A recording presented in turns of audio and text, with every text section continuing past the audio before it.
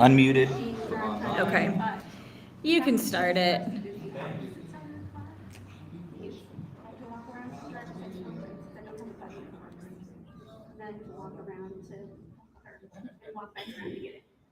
So do you think we can move her seat to behind the driver?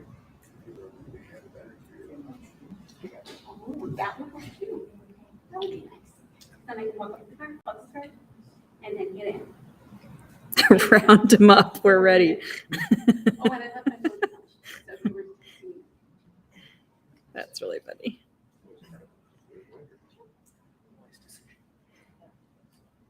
All right. Nope. You just let me know whenever. Oh. It's bacon and cheese.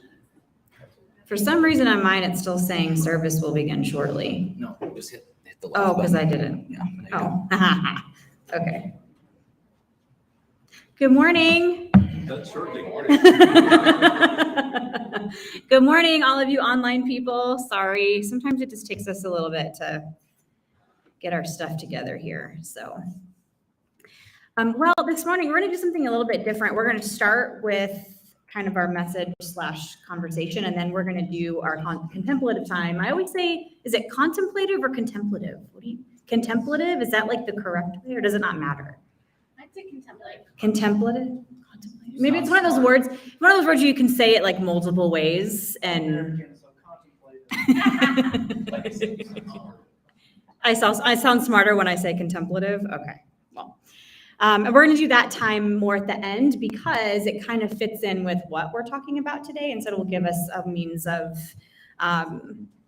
it'll kind of set it up for us before we even get there. So, and as usual, if you guys wanna, you don't have to, but if you wanna log on to icon.online.church on your phones and just mute it, that's always really nice because then we can interact with the people that are online, and I know they appreciate that too. So, well, how's everyone doing? You guys have a good week?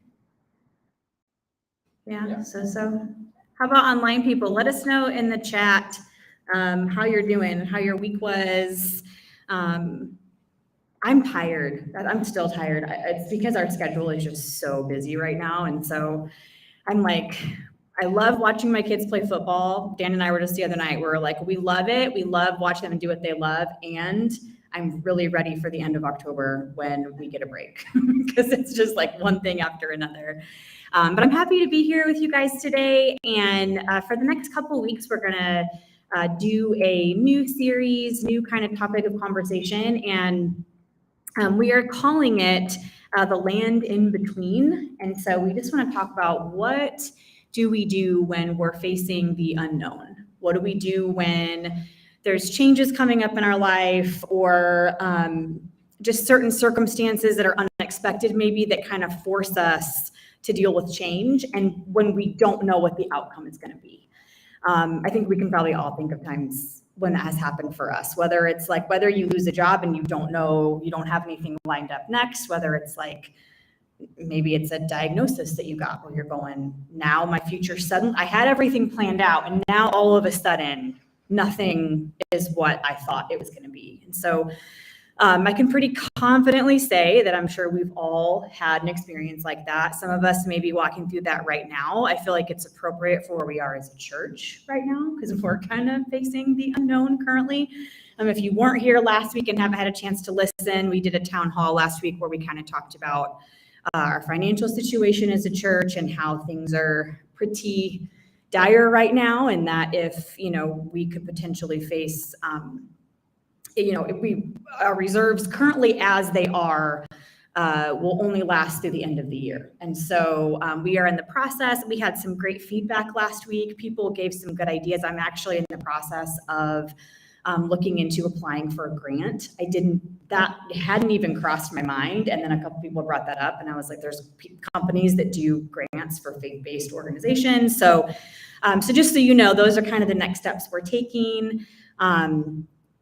And so anyway, we're there as a church going, we don't know what the outcome is going to be. And there's only so much we can do. There's times where maybe something unexpected happens and I can just do X, Y, and Z, and then this will be the result. And then there's times where you're like, well, I can do X, Y, and Z, but there's still so much that's out of my control. And so I kind of want to talk about those seasons today. So whether the changes that we're facing are big or small, I think it's really helpful and important for our emotional well-being, for our physical well-being, because it's all connected. Like when we're going through stressful situations, we feel it physically. We carry that stress in our bodies. And so it's helpful for us to have tools in place to be able to navigate those seasons of uncertainty. And so, I know for me today, like as I was even like writing this sermon out, I was like, I need this. Like I need to like look at scripture and like kind of dig inside of myself and like really sit with this, because I know that right now I need to be reminded of the tools that I need to put in place so that I don't derail as we're facing this and as other things in my life that I'm facing. And so I think that I don't know everyone's exact story right now in this moment. I don't know everything that everybody is facing. But I think at one time or another, even if we're not facing the unknown right now, we will at some point. And so today, there's just a couple of things that I want to offer you. The first is solidarity, just to say, I'm there. I've been there in the past. I'll be there in the future. I get it. Like these seasons are really hard. And then secondly, I just want to offer a few things that have been helpful for me as I've navigated sort of those lands in between in my own life. And maybe today something will be said that's helpful for you as you're navigating your own kind of journey in the land in between. And so I'm sure how many of you guys, you're probably all familiar with the different nervous system responses that our bodies engage in when we face stress. So you've probably heard of the fight, flight, or freeze responses. I recently learned apparently a fourth one has been added called fawn. I had never heard of it before, but so fight, I mean, that's pretty self-explanatory. Flight as well, freeze, and then fawn is a nervous system response that people will, when they experience stress or trauma, they will just start people pleasing in order to avoid conflict, and that is how they face into stressful situations. I am 100% a person whose nervous system responds by freezing. Like, and it's anytime I feel stressed, I can feel the freeze coming on. And it's so weird because I can physically feel something happening in my body where I feel like I can't move. Like, it reminds me of like, how when kids are playing hide and seek and they stand there and they cover their eyes and they think you can't see them because they have their eyes closed. I feel like that's what my nervous system does. She's like, girl, don't move, and maybe it'll all go away. It's like, just stay real still. Maybe if you don't make any sudden movements, it'll be fine. Like I can find it actually hard to physically move my body. And this happens in big and small ways. Some of the like kind of more non-consequential things. If I'm running late for an event, like say a wedding or a funeral or like an event that you really aren't supposed to be late to, like where it's not really, you really want to be on time. And if for some reason I start running behind, if I can't find the right thing to wear, or and Dan's going to be like, we've had many moments or if I just start feeling like all of a sudden, like I'm going to be late, I can feel the stress coming. And it's like, I suddenly become incapable of even putting clothes on myself. Like I just sit there and I freeze. And when I should be moving quickly to like get ready faster, it's like I can't do it. I freeze in moments of stress. My brain gets foggy, simple choices seem impossible. I get flustered and panicked and I just shut down. And I also do this in seasons of high stress when I'm facing really overwhelming circumstances in my life. You know how in emergencies, there are some of those people who just like leap into action. They seem to know, it's like they thrive in high stress moments and they're just able, these are our fighters where it's like they go into fight mode and they just figure it out. I am not one of those people. Like if you had to choose anyone in this room to be with you in an emergency, you would not want to pick me because I would not know what to do. And we all have different ways. So maybe you can even think right now, like kind of think through your own self and like, how do you respond to stress? What is your body, your nervous system's natural response to stress? And I think the first step is acknowledging what that is, what our natural response is, so that we're self-aware enough to see it for what it is. And then once we do that, we can figure out some tools to help us move forward in a healthy way. I think the first thing that we need to do is to release any shame we might carry around the response that our nervous system is giving, like recognizing that when that happens, it's just our body trying to keep us safe. It's just our body's way of noticing danger or noticing stress, and it's our body is doing whatever it can to keep us safe. So I think we can release the shame. Like for me, I always feel like I would feel so bad that would be my response. Like, why can't I just pull it together? Why can't? And it's like, no, my body's trying to keep itself safe. But now that I know that, I can stop in the moment and go, okay, you're fine. Like, you can move, you can choose an outfit. It's really going to be fine. And I can kind of tell myself those truthful things to kind of move beyond it. And so when we are facing uncertainty in the unknown, that can make us feel high levels of stress, which then alerts our body that there is a perceived threat. And so our nervous system springs into action to protect us. And so we just need to find the tools to kind of talk our nervous systems off the ledge, to like be present in our brain and in our body. And that even if what we're facing is really hard, reminding ourselves that we do in fact have the capacity to face it. And so one of those tools for me, and this is kind of the overarching thing that I want to talk about today, one of the tools for me that has really helped me in high stress situations or when I'm facing the unknown or seasons of uncertainty is simply to just be fully present, and in a few different ways. And today I'm going to kind of talk about two of those ways. So two ways of being fully present that helps me to navigate the land in between is being fully present with myself, like within my body, and then being fully present in each moment. And so first I want to talk about being fully present with ourselves. And I think being fully present with ourselves means to like be in our bodies and be paying attention to what's happening in our bodies as we're facing different things. So paying attention to our thoughts, paying attention to our feelings and our emotions. It looks like being willing to sit with the emotions that we're feeling. Recognizing that emotions and feelings are simply information that our body is downloading to us. And so our emotions exist to communicate something to us. Even the emotions that we often deem to be the bad ones, like oftentimes we look at like anger or jealousy or complacency or different emotions that we might feel. We look at those as being bad, and then we look at emotions like joyful or happy, or we look at those as being good, but really I've kind of learned to not put those labels on it, because emotions, it's just simply, it's what we're feeling. And we can try to deny it all we want, but like it's how we feel. And so I think part of being fully present with ourselves is being willing to sit with those emotions and with those feelings, and then ask ourselves, why? Why am I feeling this? Why am I angry right now? Why am I jealous right now? Why am I sad?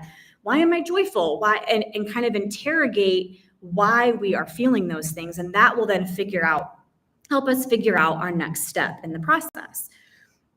And I think it helps when we can acknowledge a feeling or an emotion, and when we can accept it for what it is, not judging ourselves for having it, but just accept it for what it is and sit with it and be present with it and ask ourselves, what is this emotion trying to teach me? What is this trying to tell me? I think oftentimes we try to dismiss what we're feeling. I know I did this a lot because like I always heard like that feelings are like the F word. Do you guys ever hear, like I would have like faith leaders and pastors say that, like feelings are the F word. Like you don't want to live by your feelings, which, in reality, sure, we don't have to act on every emotion that we feel, right? Like there are times when one of my children does something that makes me so angry, but I don't have to explode at them in anger. I can sit with that anger, figure out what the root of it is, oftentimes when I'm angry at my kids for a behavior choice, it's usually rooted in the fact that I'm afraid that their choice is going to make me look like a bad mom. And so I can take a second and go, oh, I'm not actually like, sure, I might be sort of angry at them if they did something directly to me or whatever. But at the end of the day, I can sit with it for a second, ask why I'm feeling it, and then I'm able to respond in a more productive way. And so I think, after so long of trying to like push down my feelings or dismiss them or tell myself I shouldn't feel certain ways, I'm starting to get better at, it's become a practice of just embracing those emotions and sitting with them and seeing them as a teacher as opposed to something to be afraid of. So I think when we don't do that, when we don't like interrogate what we're feeling, that can lead to hasty decisions sometimes. It can lead to us acting prematurely. It can lead to us making a decision that we're probably going to regret in a couple of months. Had we not just listened and waited and interrogated it, maybe we would have made a different choice. So here's the thing, and this is something I'm really familiar with lately, of like having to really sit with my emotions, because I am 44 years old and recently realized that I am in the pre-stages of menopause. So don't worry, I'm not gonna like go on like a menopause dissertation today or anything. However, I'm not in the thick of it yet, but I can sense that things are just not the same as they used to be. And along with these changes have come a lot of feelings, a lot, about all kinds of different things. There are a lot of days where I feel like I'm losing my mind, where I'm like, what is wrong with me? So a lot of times it's like, okay, today let's play the game of, do I actually want to quit everything and move to Abu Dhabi, or is it just my hormones? Do I really want to move and leave everything behind, or do I just need to eat? Like, I think those are like questions that I like have to ask myself on a daily basis right now. And once I realized that, yes, that is just your hormones, I can stop packing, to move to Abu Dhabi, and I can just like get on with my day. And I think it's the same with us when we're experiencing high stress situations or uncertainty that can trigger anxiety for us. It's the same in those times. Like, we have to sit with those feelings for a minute, interrogate them, and identify what they're actually telling us so that we don't make a decision that we don't actually want to make. And I think this is important when we're facing uncertain times, because things could be really uncertain. And so because we feel the stress of that and we feel this urgency to like figure it out, and so sometimes we can end up making a move or making a decision that was hasty, and that it would have been better had we just sat with that emotion for a little bit longer and kind of been fully present within ourselves and within our bodies before we then move forward and make a decision that we might regret later. I think being self-aware and naming what's happening internally has been so helpful when I'm navigating the unknown. I've been learning just how much my body has to teach me. I think I spent a lot of years being really afraid of my body. I was told that my body couldn't be trusted, that it would lead me to sin, that it was something that I needed to beat into submission. And I think now I believe that my body is good, that God has given me the emotions that I feel, that gut feeling you'll get, or that intuition that we have, that my body actually has the ability to help me discern what's the best next step. I have had just different people in my life where when I've come to them and I've said, hey, there's this unknown thing ahead of me. And they'll say, well, what do you feel in your body when you like play out different scenarios? And I'm like, that's so helpful to pay attention when you are feeling uncertain or facing the unknown, paying attention to what we're feeling within our bodies as we're trying to figure out what the next best step is. I think being present in my body and with myself helps me to move past the freeze response a little bit better into like a more peaceful state of mind. It helps me to be still and to quiet all of the thousands of thoughts and worries that are going through my head about what's going to happen, or, oh my gosh, what happens? I don't know if you guys do this, but I like typically, whenever a challenge comes up or something unexpected, I immediately go to worst case scenario in my head. Like when I got the news about the finances for the church, that was the first thing I did. Worst case scenario. I'm losing my job. The church is falling apart. It was like, everything was terrible, and but I've learned how to pay attention to that and take a step back and just get real present in my body right now and honor those things that I'm feeling, and then speak some truth to myself and go, actually, everything's not falling apart right this second. Now, could all of those things happen? Sure, but they haven't happened yet. So it's probably best that I take a step back and just sit with it for a little while and just make the decision to kind of move forward from a place of trust, kind of like what we talked about last week, instead of moving forward from a place of fear. And so it helps me to actually really think about what I want and where I believe the Spirit is leading me when I'm able to be present in my body and kind of be still and to shut out all of the worry and all of the fear and all of the anxiety. I love Psalms 46:10 says to be still and know that I am God. And I think I have found that there is something really beautiful that happens when I allow myself to be still and just be present with myself in that moment. When I'm present in my body without judgment, allowing myself to feel whatever it is I'm feeling and to just exist as I am in that moment, I think that actually sets me up to better be able to hear where I feel the Spirit is leading me to go. It helps me to be calm and to have a more peaceful state of mind, where I'm able to hear what I interpret to be the voice of the Spirit and where it's leading me. When I choose stillness and awareness over numbing out and distracting myself, which is something I also tend to do in high stress situations, I will just numb out. I'll binge Netflix, or I'll find other things to distract me so I don't have to think about the hard thing in front of me. But that's hard to do when you choose stillness and choose being present in your body, instead of choosing to numb out and find everything under the sun that can be a distraction. I think that's really, really helpful. And that kind of leads me to, so not only is it helpful to be present in my body and pay attention to my own thoughts and feelings, but it also is really helpful when I choose to be fully present in the moment and each day as it comes, taking things one day at a time, one step at a time.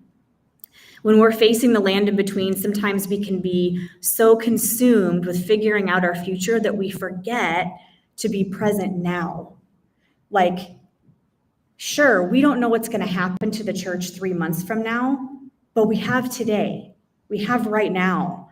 And so how sad would that be if, I'm just even thinking for myself, if I were to become so consumed with the future and what could happen that I miss out on the connection and the beauty that's happening right now in front of me. Now, obviously, it's good and necessary to be aware and mindful of the future, to plan, to do what we can. So I'm not saying just throw all of that aside and not take any steps to try to figure out, do all those things, use wisdom, do those things, work hard, do all of that we need to do. Planning and preparedness are very good things. And obviously we can't just ignore what's ahead. What I'm saying is that sometimes we become so obsessed with controlling the future that we miss our present. And I think being present in the moment and even just realizing honestly, this moment right now is really all we're guaranteed from one moment to the next. We don't know what's going to happen tomorrow. We don't know what's going to happen a week from now. We don't know what's going to happen 6 months from now, but we know we have right now. And so I think there has to be a way for us to live, to be prepared and to do what we need to do for our future, but to also say, you know what, I'm not going to become so consumed with that I miss out on experiencing the love of my kids right now, or that I miss out on experiencing that chance for connection today that I can have with someone. I think that as we're facing uncertainty, it is just so helpful when we can keep that perspective and honor the moment for what it is and fully participate in it. I think we can be, like I talked about a few minutes ago, we can be so intent on not feeling the worry and the anxiety that comes along with the land in between that we numb out. But the problem with that is when we numb, you can't selectively numb. Like when you numb out, you're numbing it all. So if I disengage and I start just like binging Netflix and like doing all these things, not only I might be like keeping myself from having to think about the thing that has me worried, but then I'm also missing chances to actually live right now. And not that there are times when I think our brains need to disengage and shut off and binge some Netflix because it's just too much. So I'm all for that. But there's a difference between doing that and then just spending our lives numbing out because we don't want to have to face into it. Because our future is uncertain, a lot of times we'll check out from the present and detach from it in order to protect ourselves from feeling too much pain and grief. I know I've done that before. Have you ever kind of felt something coming to an end and so you check out prematurely because it's almost like your body's you're trying to protect yourself from feeling the grief. But I think there's also that makes it to where, again, you're missing out on some opportunities for beauty and connection and joy in the meantime. I think, as example, with the church, one response is that we could pull our hearts away from connection because we're like, well, what happens if we're not here in 3 months? Well, then I'm just not going to engage. But then I think, when we do that, it's like we're so afraid that we might lose something, but in the long run, it's almost like we're losing twice because then we're not experiencing the beauty now and we're also not experiencing it later. There's this quote from, do you guys watch, it's not Harry Potter, but what's the other one? The Fantastic Beasts and Where to Find Them. Have you guys seen that? In the first one, there's this line where the guy, I think his name is Newt Scamander, but this one guy, they're talking, and this one guy was like saying, well, aren't you worried? And he was like, well, I try to never worry because when you worry, you suffer twice. And I was like, oh, that's really true. It's like, because then you spend all this time worrying, and then if the bad thing happens, then you also have to face the bad thing. So you really are suffering twice. And I thought that was a really good kind of idea of like what it looks like to live in the present moment. And have any of you guys ever done that before? Have you ever kind of detached yourself from things, or maybe realized that you spent so much time worrying about an outcome that you kind of missed out on some opportunities along the way? I totally get this response because I've done it many times. It's normal, it's understandable. But I think that being fully present in each moment allows us to make the most of what we have now rather than being overly consumed with what might be. When in reality, we have some control, but in reality, we don't have full control over what happens in our futures. We do to a certain extent. We can make choices now that we think are kind of helping set things up, but again, we just don't ever know for sure. I've found that being fully present in the moment I'm in actually helps to ease my worry about the next moment, because somehow it makes me more content with exactly where I am. And so I'm able to focus on that and not spend so much time worrying and having anxiety about the future. We're going to close out here in just a second, and I want to give us some time at the end just for any of you guys to share thoughts and perspectives. And same with you online. Like if you have anything that you want to share or some thoughts that you have, go ahead and put that in the chat and we'll be able to read those as well.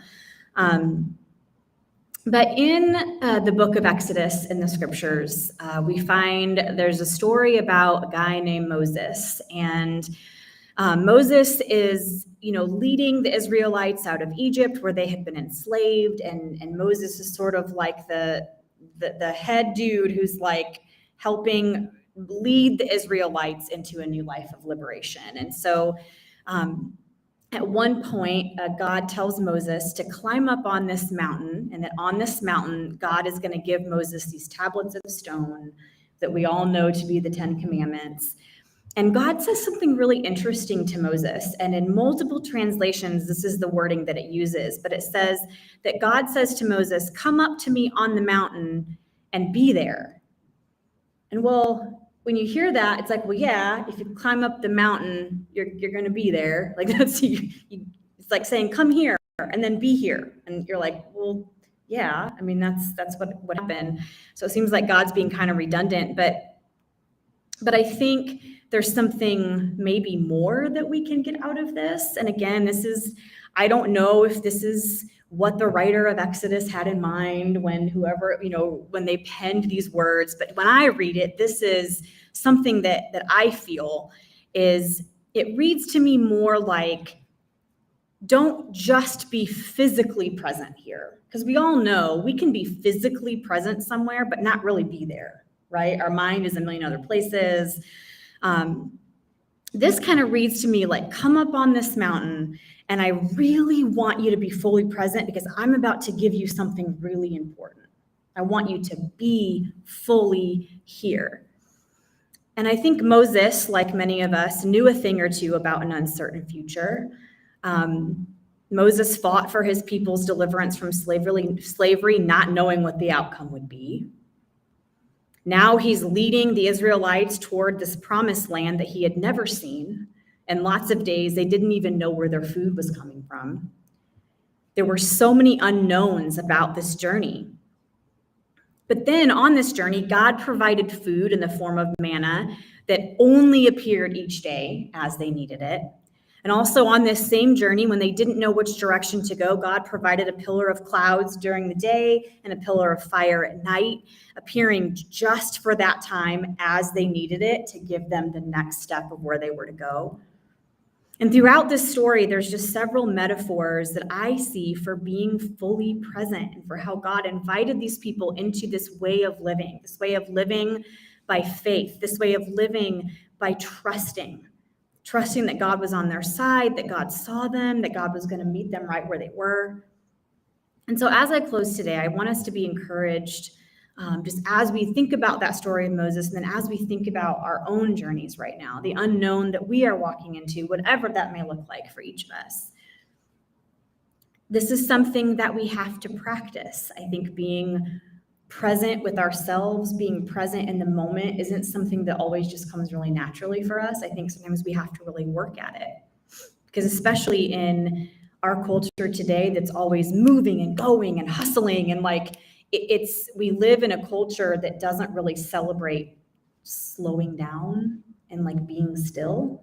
And I think that, it's interesting. There's another, and I cannot remember all the details of this story in the Bible because, there's a lot of stories in the Bible, but it's where there's something is happening and it's like God was not in the earthquake, God was not in the wind, God was not in whatever big, massive thing, but God was in the stillness, in the whisper. And I think sometimes that feels very true for me when I've experienced God. I don't experience God in these lit up marquees in the sky, big miracle moments. I feel like where I most meet with God is when I get really quiet and I get really present with who I am, where I am, what I'm doing. And it's in those moments that I feel like I'm able to hear with more clarity and I feel like I know myself better. It helps me get to know myself better and to really know, what do I really desire? What do I really want? How do I want to move forward? It's in the stillness and the slowness and the quiet that I'm able to do that. I think being fully present requires a slowness and a mindfulness and an awareness that we will struggle to find if we don't take a hot minute to just slow down. Being fully present requires an acknowledgement of what is. It requires accepting that we don't always have control over what will be, and then releasing our fear of the future in exchange for trust. Being fully present allows us to experience what is right in front of us and to find joy and beauty and abundant life now, wherever we are right now, instead of thinking that that's something that we're only going to find someday. And so that in a minute here, we're going to do some contemplative time. But before we do that, does anybody have anything you want to share? Any questions? Anything at all? And again, no worries if you're like, no, I'm good. That's totally fine.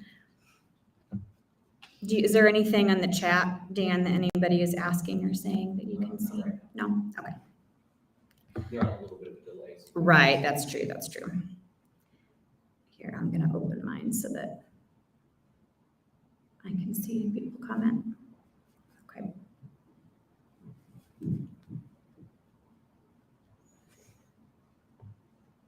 I'll give it like another minute just so that they can catch up. Anybody here have anything you want to say or anything? Okay.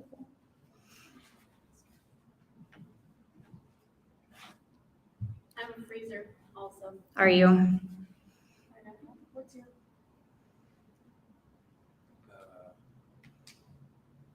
Organize it, solve it, fix it. Yeah, fighter. Yeah. Yeah. Janina said that Tom isn't moved by emotion at all. He's either dead inside or full of wisdom. I love that. Gene and Tom, you guys are the best. Dead inside or full of wisdom. I love that. That's great. Okay, well, here's what we'll do. And then if anybody does have anything, we can come back to it after. But so I want us to end with some, it's a mindfulness prayer, like a time of mindfulness, and then we will wrap it up with a breath prayer. I don't know if you're familiar with breath prayer. We've done it a couple times here, but it's something that I think what I love about it is it's so simple, and it is also really helpful for me in being present in my body because you're actually you're taking deep breaths. And so you're like using your body while you do it. And so it's really helpful to like kind of bring me into the present moment. But first I'm going to put on a little music in the background. So if the worship team could please come and set up behind me and begin to play, that would be great.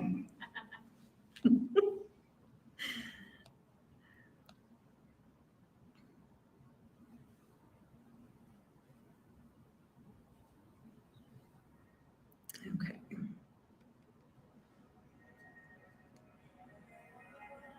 Oh, hold on. My phone disconnected from the thing over there. Oh my. I think it turned off. Hold on.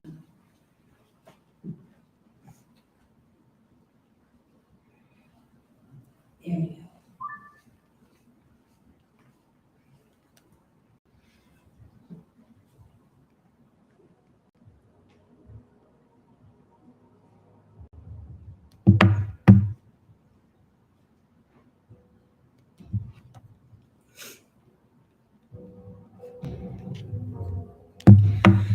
Okay, so just go ahead and get comfortable, whatever that looks like for you. If you want to like get up, if you need to get up and walk around, if you want to stand, if you want to just keep sitting, just whatever is most comfortable for you.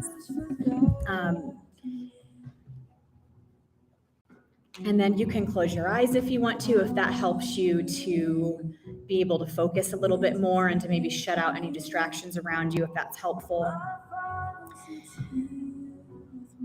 And there's 5 steps in this mindfulness prayer. And the first one is to just acknowledge God's presence both around you and within you. So just spend a second just acknowledging the presence of the divine both within and around you.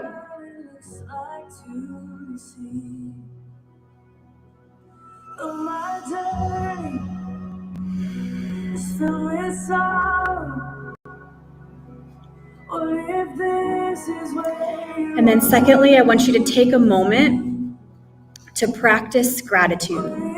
So what are you grateful for right now in this present moment that you are in? Just take a second and practice gratitude. Our closest friend, you've always been here with me. Love without end. And then now, I want you to think about what is true for you right now in your life, whatever circumstance you're facing, whatever that looks like right now. I want you to take a second and just practice acceptance for what is. So that means releasing any judgment that you have placed on yourself or others, releasing worry and fear about the future, and just focusing on this present moment for exactly what it is right now.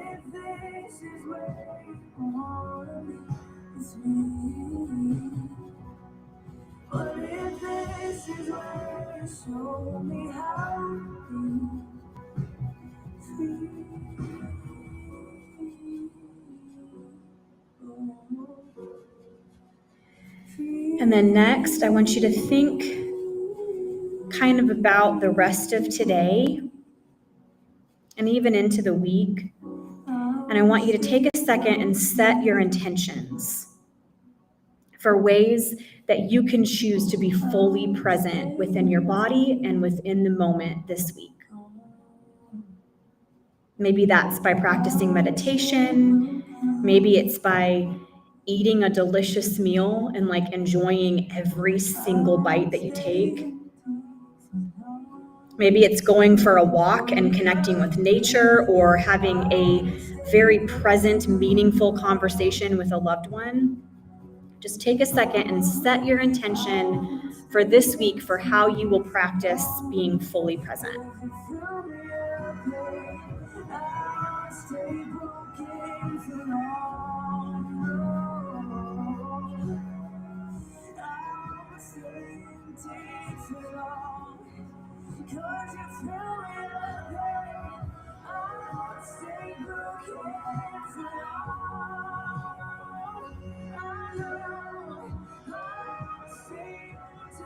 And then now I want us all to practice surrender.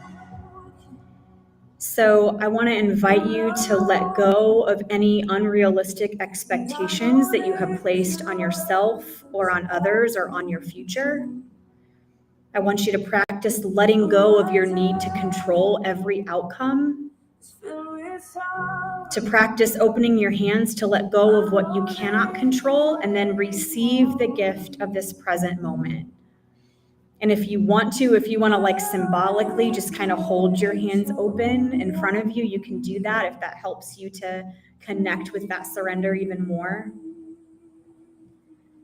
But just open your hands to let go of what you can't control and then receive the gift of the present moment.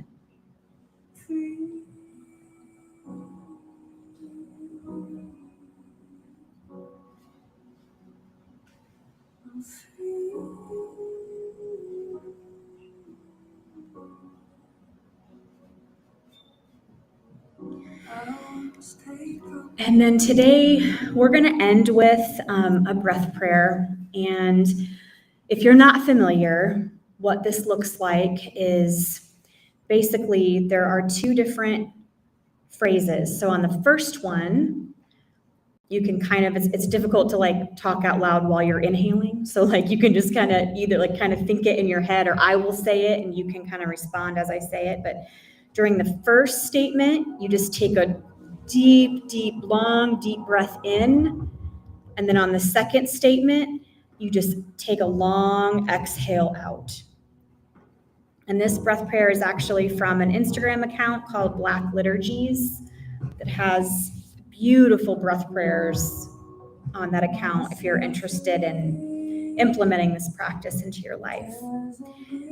But what we're going to say in this breath prayer is we are going to say, I am free to not know. And then as we exhale, God, stay close as I wonder. So let's go ahead and inhale in. I am free to not know. And then exhale, God, stay close as I wonder. And we'll do that 2 more times. So inhale in. I am free to not know. And then on the exhale, God, stay close as I wonder.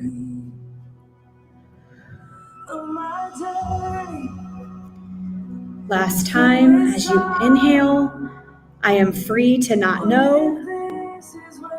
And as you exhale, God, stay close as I wonder. And then I'm just going to pray for you really quick, and then we'll close out for today.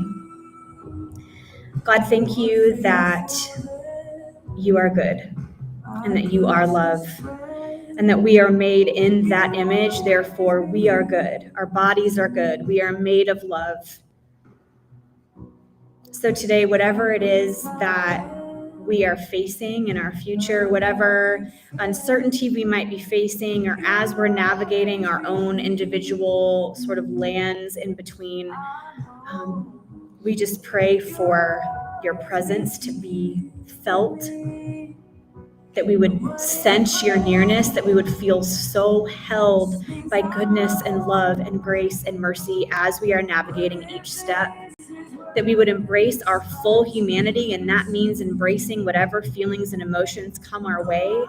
Give us the courage to sit with them, to interrogate them, to not be afraid of what we're thinking and feeling, but rather to embrace it and celebrate it. And we ask that this week that you would help us to let go of whatever we need to let go of, to surrender whatever we need to surrender, and that throughout this week that we would each experience true love and connection with other humans, to remind us that we are all in this together, that we belong to each other, and that we are not alone.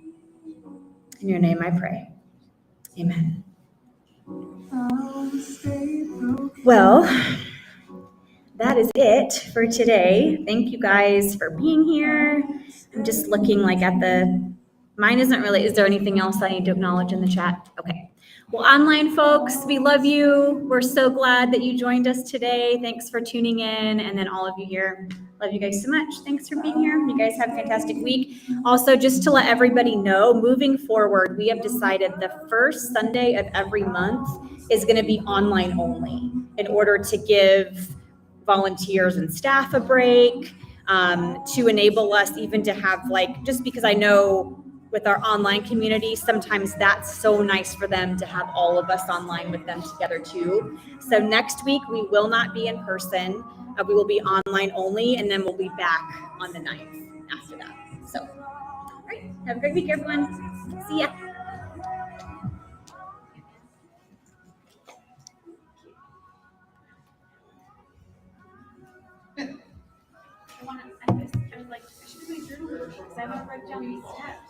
Do you want me to send it to you? Yes. I do. So it's Here, just, I'll just send it to you. 3 rows, so, 4 total rows, including that one that's already there. So You have an iPhone, right? Yes. Can't you share?